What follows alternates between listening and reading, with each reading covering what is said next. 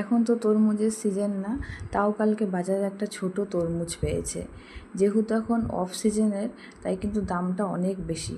দামটা বেশি হলেও কিন্তু খেতে কিন্তু প্রচণ্ড মিষ্টি ছিল। তা বেদুকে আজকে মৌসুম্বির জুসের বদলে তরমুজ দিব। কালকে রাতে যখন ওর বাবা খাচ্ছিল, তখন দেখলাম ওর বাবার থালার থেকে নিয়ে নিয়ে অল্প অল্প করে খাচ্ছে। তা ভাবলাম তার মানে এখন আর ওকে জুস করে দিতে হবে না, এখন ছোটো ছোটো করে টুকরো করে দিলাম, এভাবেই ও খাবে। প্রথমে অল্প করেই দিলাম, যদি খায় তাহলে পরে আবার দিব। আর বেশি একসাথে দিলে না নষ্ট করার ধান্দাতে থাকে, যে কতক্ষণে 2 হাত দিয়ে মানে নষ্ট করবে। তাই এক অল্প করে দিলাম। দেখুন প্রথমে নিজে হাত দিয়ে খেতে চাইছিল, যখনই বললাম বা হাত দিয়ে খেতে হয় না, তখন একটু মুচকি হেসে আবার রেখে দিল।